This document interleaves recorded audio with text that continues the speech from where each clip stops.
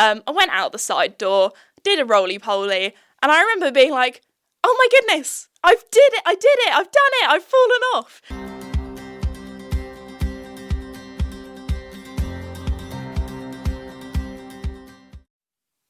Hello everybody and welcome back to my podcast, Esme's Country Life. Before we begin, I just want to say a huge thank you to the sponsor of the podcast, Red Post. Red Post is an equestrian and country store based in the UK, but they also sell all over the world. So if you're looking to pick something up, then be sure to head to redpostequestrian.co.uk. Also, in today's podcast, I'm going to be mentioning Charles Owen a lot, which are one of my sponsors. So if you're in the market for a new helmet, be sure to check them out too. But anyway, today's podcast is actually going to be a two-part series, or two-part kind of like episode. Today is part one, because I'm going to be talking about some of my worst / most interesting falls. Now, I feel like if you've been watching my channel for a while, you'll know that I did a whole episode all about confidence. Now, today's video is going to be a little bit similar to that, but I have some more interesting stories that I haven't talked about yet, and also just talking about falling off in general, because I was thinking about this the other day. Nobody really teaches you how to fall off, and I don't know, maybe that's just me. I just have never had an instructor that's been like, this is how you do it. And I feel like when you do fall off, it's something that happens so quickly, yet so like in slow motion at the same time. It's really difficult to describe unless it's happened to you before. But starting off, I thought we would talk about when I first started riding. I started riding when I was at the age of 5, so a very young age, and I feel like when you're younger or a child, you don't really realise the dangers of the world, and even when you do, you kind of think you're in your own little world, you're like the main character, which sounds really cliche, but you kind of think bad things in the world won't happen to you. So when I first started riding, I was like, yeah, I just won't fall off. And to be fair, when I'd been riding for quite a long time, it wasn't until I actually got my first loan pony where I fell off for the first time. So all those years in the riding school, I was on perfect sort of really good riding school ponies. I was very lucky to go to an excellent riding school, and I have lots of friends or friends of friends which are like, oh, my younger sister wants to start riding, where do you recommend? And I always recommend the local place where I actually learnt to ride myself.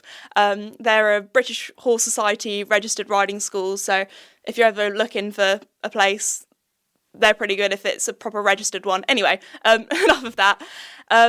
So yeah, I was very lucky to ride some really good ponies growing up, and then it was my first loan pony, and I always feel like going from a riding school pony to a loan pony is a little bit of a step up.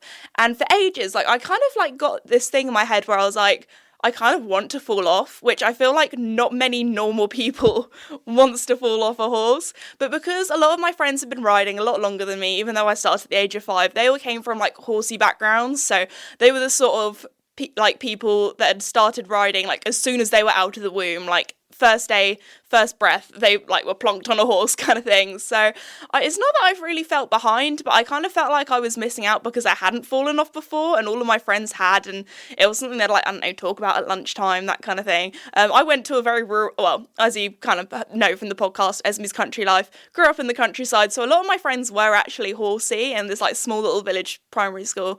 So anyway, all of my friends were like, oh, you're not a proper rider, you have to fall off like 7 times to be a proper rider, and I don't even know where that came from, like who made that up? I always like to think of like, you're never, like, you're a proper rider if you do riding, you're just learning, and everyone learns at different stages and are at different levels. But anyway, I finally fell off for the first time. It was on my lone pony, Bradley, and it was the weirdest thing because it was actually like I was being lunged, so my friend's mum, who was the owner of this horse, was standing, in the middle of a circle. This was before we had an arena or anything like that. Bradley was kept, like, in our field with the donkeys. And anyway, she was standing in the middle on a big, long piece of string, lunging him. So he was going around in a circle. I was on top, and there was a little jump. Now, for some reason, I decided to do a way too tight turn to this jump. And I can't remember if he, like, scooted over it because it was such a long time ago. I was probably about 7, 8 at the time, maybe. Yeah, probably 8. So I'd been riding for about 3 years. And he kind of scooted or like stopped. I can't remember what he did. But anyway, I went out the side door, did a roly-poly, and I remember being like, oh my goodness, I did it, I've done it, I've fallen off. Which again, I feel like is not a normal reaction to falling off for the first time.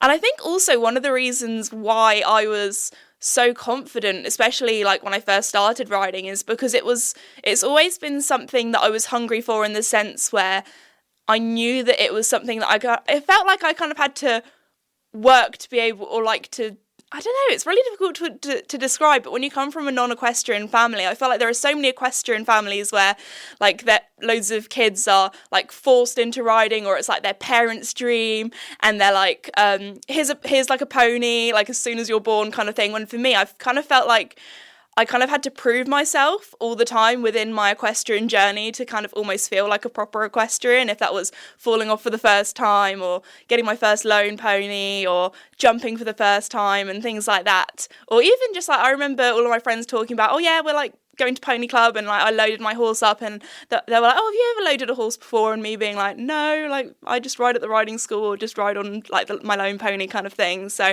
even little things like that, like I was just so excited to load a horse for the first time, or lunge a horse for the first time, or things that I just hadn't done before. So for me, because I knew that it, like, again, age of 5 is a very young age to start riding, but I had to ask my parents for like a few years. I think I probably started asking them as soon as I could talk. So I don't know, probably like as a toddler, age 2. So when you're a child, that feels like a very long time, like, because when you're 2, if you've been asking for like 3 years, that's like more than how old you are kind of thing back then. But anyway, because I kind of felt like I had to ask for so long for lessons, and my mum was also a very kind of nervous mum when it came to watching me ride and things like that. So I kind of just felt like I had to be confident, because if there were any moments at all where it looked like I didn't enjoy riding, or I was scared or anything like that, my parents were like, oh, we'll just stop giving you lessons. So I had this sort of hunger to carry on and get going. So anyway, that was my first ever fall.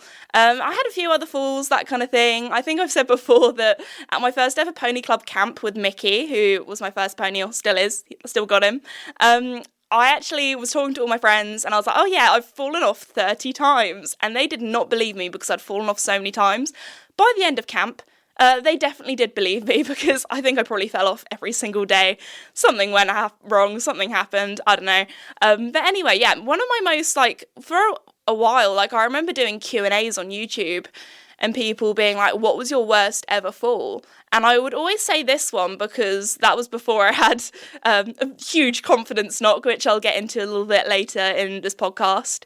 But yeah, I was riding Mickey, going around the sort of, it was at Pony Club, so it was just in like a little grassy field. I think that was like a rabbit hole, or like a little pothole, or Mickey was quite like a accident prone pony anyway. Like every now and again he'd trip. I think he had to have special shoes. When we first got him, our farrier was like, does he trip often? Because he has special shoes to like help him not trip, I'm pretty sure.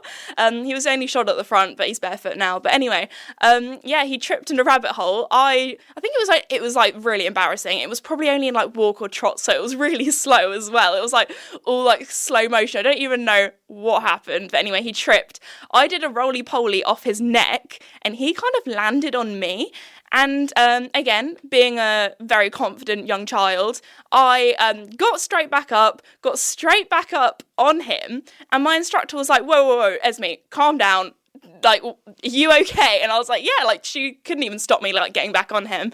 And little did I know, because I had, like, a little polo top on at the time, I had a, like, gash down my arm where I think one of the nails in Mickey's shoe had, like, cut my arm. So I was just bleeding out. And my instructor obviously saw this blood and was like, oh, dear, I'm going to have to sign some sort of accident form today. Because, actually, one of my pony club instructors, this was with Casper, actually, every single time, this probably sounds really, really bad, but she was absolutely lovely, and it was all in like a jokey way, but she would always say to me, like, Esme, you better like buy me a Mars bar, or buy me like a chocolate bar if you fall off again, because every single time you fall off, I have to sign it in like some sort of accident book, or fill out all this paperwork. So yeah, or she would make you do like press ups, which normally if you said a pony club instructor makes you do press ups, you'd think, oh my goodness, this person is like military operation. But this was one of my favorite instructors, and it was always in like a jokey, funny, silly way. And to be fair, I don't think she really even made me do the press ups. I feel like it was more the boys, if they were like messing around, she'd make them do press ups. But anyway, I I got back up, well, after sort of wrapping myself up in bandages or whatever. I can't even remember. Maybe I think I had to go to like some sort of first aid person, and they put a plaster on it. I was like, all right, let's get back on, let's keep going, kind of thing. But yeah, I feel like with Mickey, obviously I had quite a lot of falls.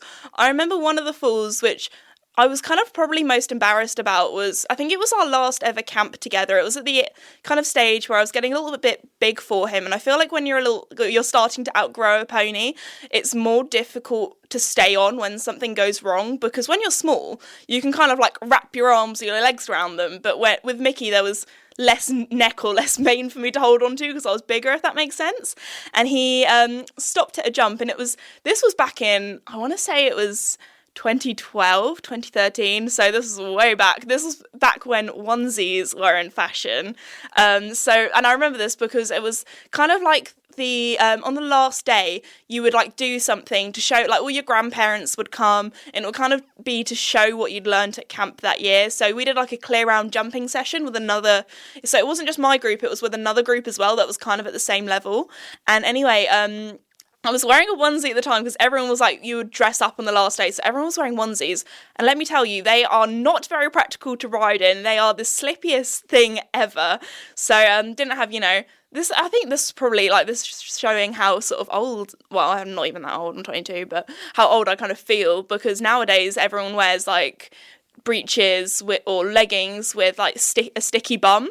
This was back when everyone just wore like jodhpurs, and I know people still wear jodhpurs, but like, like the proper showing jodhpurs that are like a creamy yellowy kind of colour.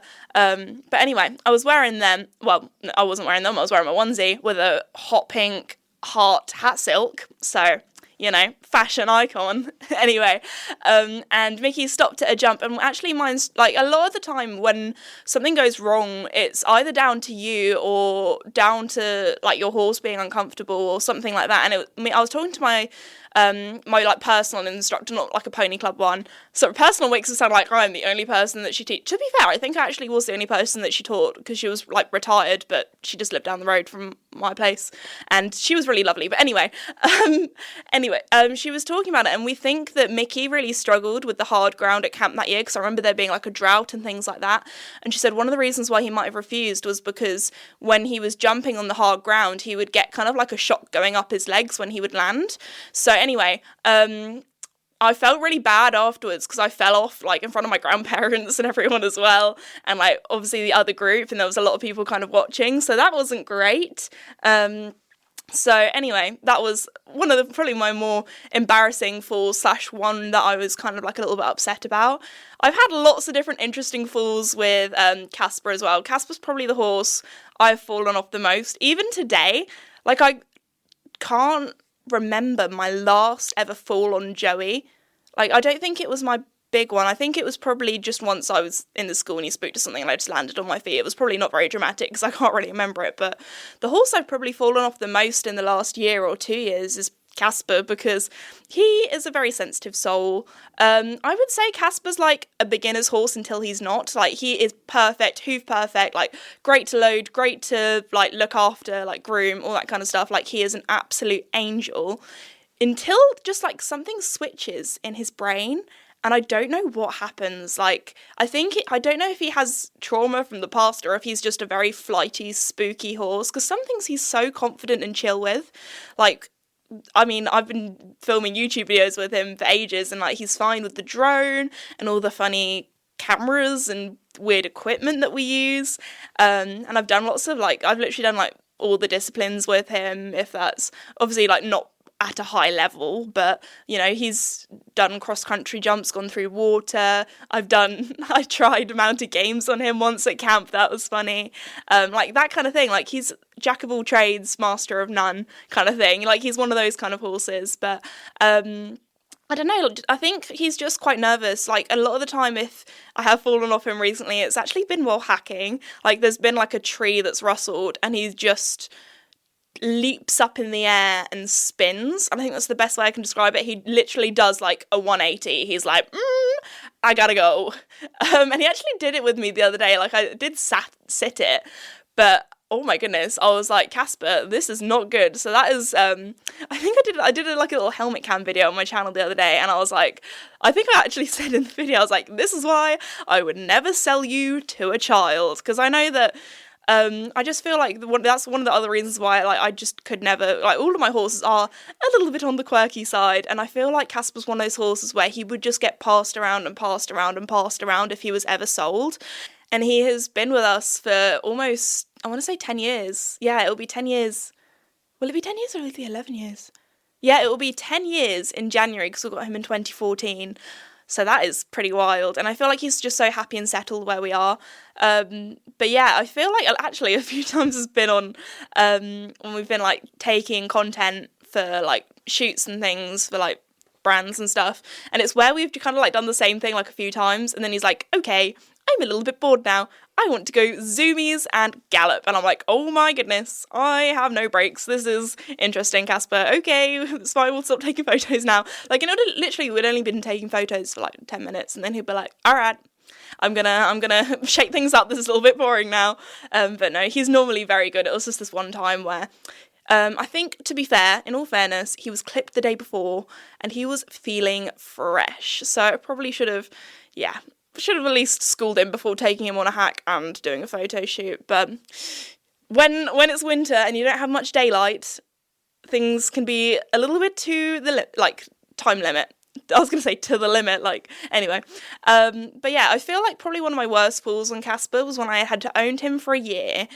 And this was kind of like in this time where my parents were kind of thinking about selling him, not because they wanted to be horrible parents or mean to me or anything like that. And I was very mature at that age and I understood why they were thinking that, but it was because he was unpredictable, and when you see your child fall off so many times and you're worried that they're going to get hurt, obviously you want to do everything that you can to protect your child and keep them safe. So this was also before we had an arena, so it was really difficult to exercise him, and I think a lot of the time he just needed to blow off some steam. And because in the winter in the UK here, it's pretty much, well, especially where we are, it's pretty much impossible to ride in the fields when it's wet. So all we could do was go for like a walk and a trot around kind of like our village on the roads, and then have a lesson once a week at my instructors who had a sand school.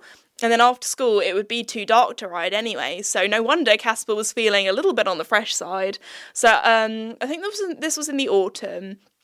And I was riding after school, and it was just before it started to get dark, which is never a good time to ride a horse. We always call it like the witching hour, because it's just before the sun goes down. It's when they feel a little bit on more of a flighty side, because to be fair, horses are flight animals. You know, they want to protect themselves and keep themselves safe, and that's just like their natural instinct. So anyway, I was riding Casper, and for whatever reason, he took off fly bucking, head to the ground, legs over his ears kind of thing, and I obviously fell off, landed on my bum, and I bruised my coccyx, so that wasn't very good fun. So that was quite painful, and also I was so upset afterwards because I don't know if I should say this or not. I feel like maybe not. Maybe you guys have some perfect angel horses that have never had like a little bit of a trickier time, but I think this is, my dad obviously said this in a very jokey way, but he was like, this horse is going to the glue factory, like, oh my goodness, like obviously he didn't mean that at all, but that's kind of what went down, and I was obviously very upset, but I got straight back on him, I cantered him round in circles, got the energy out of him, because I just knew that if I hadn't got back on him, then it might be game over for me and Casper. Obviously not game over, like he has gone to the glue factory. Game over as in like he would be sold and I wouldn't know what would happen to him. I was worried he'd again get passed round and round from home to home. So I kind of had to be brave, not for me, but for Casper. So I got back on him, carried on riding him, and then after that, if you know kind of me and Casper's story, I had so many lessons after that. I had my instructor ride him a little bit, and as he got older and more mature, and as we did more with him, and he wasn't, you know, a very fresh boy because he hadn't been exercised as much, he eventually over the years became into my sort of perfect show jumping pony and partner. So very, very lucky that I still have him today, and again, if you have a horse that you're struggling with, always reach out for help from a professional. I was so lucky to have my instructor to help us on our journey, and I'm so grateful to say that he is a very good boy most of the time, apart from when he kind of, it's almost like he gets triggered. I think that's the best way to describe it. One of my pony club instructors even said, I think your horse has some sort of like anxiety, like he is just very anxious at times and at very strange things. Like there's this one arena that we go to, and there's a horse walker in the corner, and I don't know if maybe he had some sort of bad experience with a horse walker, because it's not the first time he's spooked or had like a not good time with a horse walker. Again, at like a pony club instructor's place, there was a horse walker at one end, like in a corner of the arena, and he just would hate going in that corner. Like every time I'd ride past, he would spook, or every time I tried to get near him, he would do like a little 180 being like, see ya, like kind of thing. But he's a lot better now, and I feel like a lot of that is because we've been together for so long and he really does trust me, which again sounds very like cliche, like horse girl being like, but he trusts me. But you know what I mean. It really is true. But yeah, those are some of my more interesting falls that I've had on Mickey and Casper. I feel like also, like I was saying this before, but I feel like you don't really get taught how to fall off a horse. I mean, I was going to say, I don't actually know how many times I've fallen off. As I said before, 8-year-old me had fallen off 30 times, so goodness knows how many 22-year-old Esme has fallen off. I would put money on it that it's over at least 100 times. So I guess you could say I'm a professional falling off rider. So here, like, I want to play like a little bit of like devil's advocate with you with this, because this is like a really interesting conversation that I've heard like both sides of the debate on social media. So I'm going to kind of present you both sides. So something that I was never taught, which I've only learnt from social media, from seeing obviously videos of people falling off, because for some reason the content algorithm likes to push those, and I hate watching videos of people falling off. I don't know if it's because I've just fallen off so many times. Some people find it funny watching people fall off, and if it's like oh, my friend landed on their feet kind of thing, like I understand. But when it's, I don't know, I'm just one of those people where if I watch something and somebody gets hurt, like I just don't find it funny. Like if someone falls down the stairs and they hurt themselves, I wouldn't find that funny.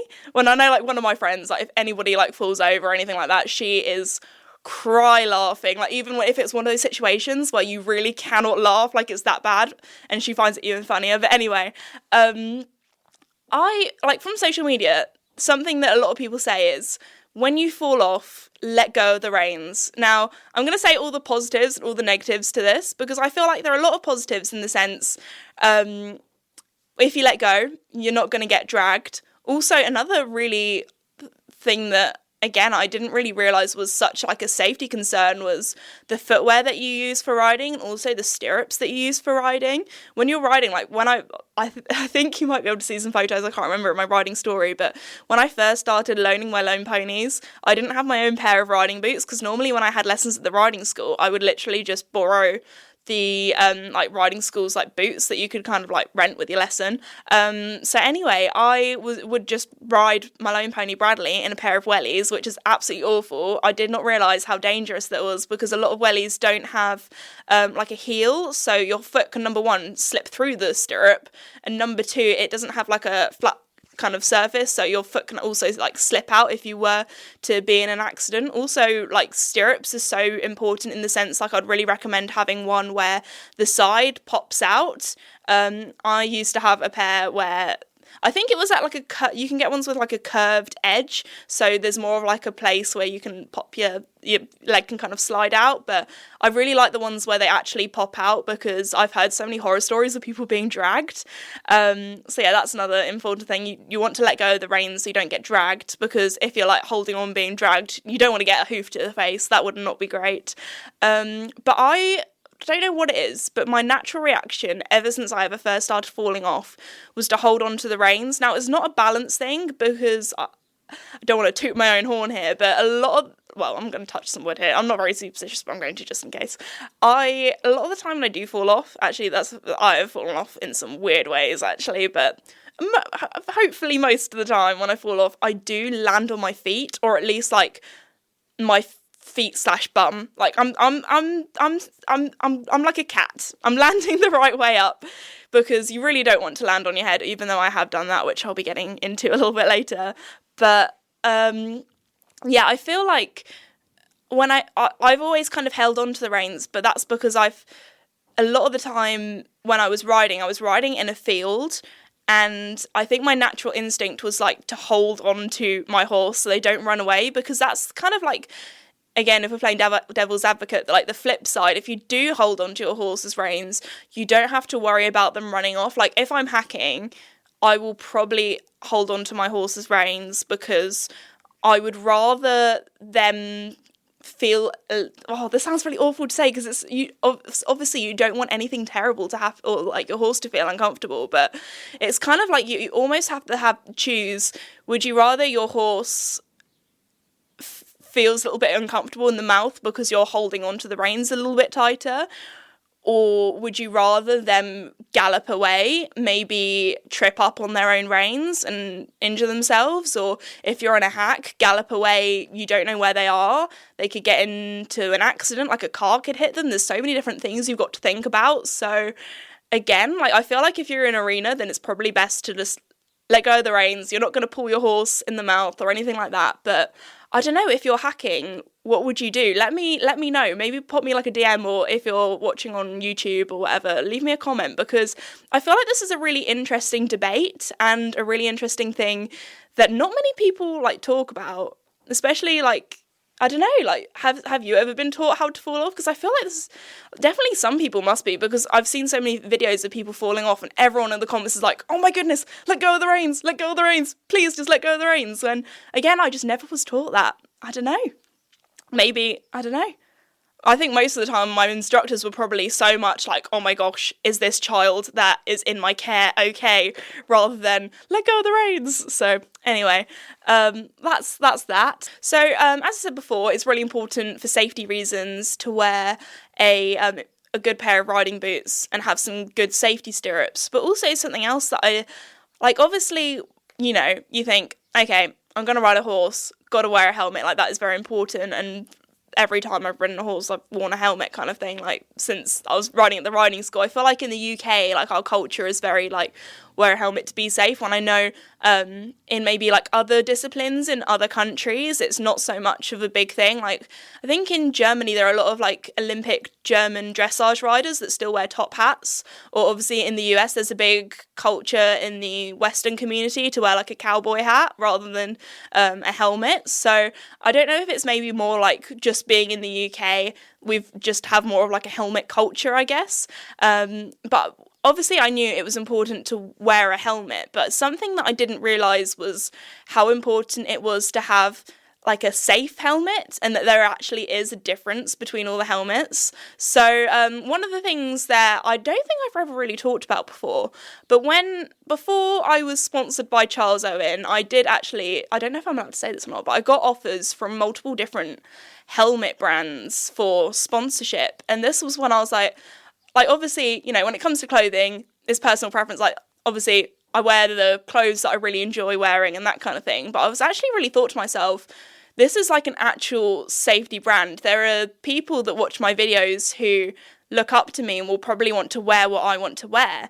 So I actually did like a lot of research myself in like online and things onto all the different helmet safety standards, and that's when I kind of realised Charles Owen was definitely the best fit for me to work with as like a brand. And also I didn't really realise that there was, you know, a difference within all the different safety standards.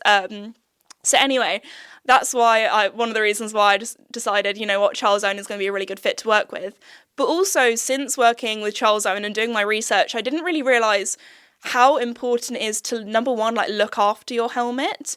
So for example, keeping it in like a area where not loads of UV rays are going to hit it, in a place where maybe it's not like really, really cold or really, really hot. Like that's another thing that was really interesting when I went up to the factory. They do so much research into their helmets. They even have a freezer and an oven that they put their helmets in, and also other brands' helmets, to compare them and look at stuff. But anyway, it was really cool to see, like, because obviously if you live in like a really hot country where it's boiling, seeing how, you know, the helmet kind of changes with that, or hopefully stays the same. Or if you live in a really cold country as well, like if you're in Canada and you keep your helmet in like a tack locker that's not heated and it's kind of like -20 outside or something ridiculous. I don't know what you got. I don't know how you guys do that, but anyway, I found that really, really interesting. And also, like, just so number one, like looking after your helmet, keeping it in a good safe place.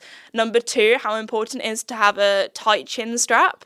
Obviously, like if you have a helmet that fits, it's really good and it should stay on your head, but for whatever reason, maybe if you fall off, your horse could kick you in the head. If your chin strap isn't done up and your horse, that power from its hoof kicks your helmet, and your chin strap is really loose. When I actually look back on some of my old videos, I didn't realise how loose my chin strap had got, like, because I think for some reason that helmet, it just loosened over time and I just had no idea.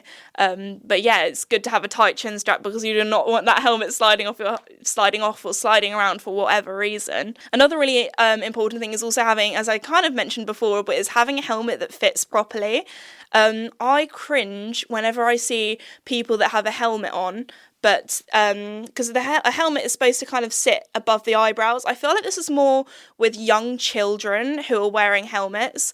If I can see like a big exposed forehead, oh my goodness, it makes me almost feel ill, because I can just imagine, like, if they fell off and they got kicked in the head, they could literally get kicked in their forehead. Like, it just, like, it doesn't look good. Or if someone has like a really loose helmet, oh my goodness, no, it just makes me feel really, it gives me the heebie-jeebies. That's the best way I can describe it. One of the other things that I kind of like, you kind of hear about, but I didn't actually realise how important this was, and that is replacing your helmet every sort of like 3 to 5 years, like maximum. Like if you go over 5 years, like that is not good, girl. You need to get a new helmet, because obviously you want it to be able to protect you and protect your head. It's very important. Like that is your brain. But also replacing your helmet if you ever have like a accident where you hit your head or the helmet kind of comes into impact. And I feel like I'm going to talk about this in the next episode, because I feel like I've been talking a lot for episode 1, but I actually had a really bad fall on Joey, and I didn't realise really how bad it was until Charles Owen analysed my helmet. So yeah, please replace your helmets if you have had any sort of accident where they've been hit. It is really, really important. You know, that helmet saved you in that fall. Once it's been, you know, it's kind of like the crumple zone of a car. Even if it looks all right on the outside, if you still have hit your head, you don't know if it's going to be able to kind of save you as well as it did the first time. So yeah, anyway, that is my sort of message for today in today's episode. I hope you enjoy today, and look forward to part 2, where I'm going to be talking a little bit more about my worst ever fall on Joey, my confidence knock, how I'm kind of doing now with my confidence, because I feel like I had a show jumping lesson the other day and it kind of, I wasn't feeling my best. I wasn't, so I'm going to talk about that a little in a sec. But anyway, I hope you enjoyed today's episode, and I'll see you in part 2. Bye!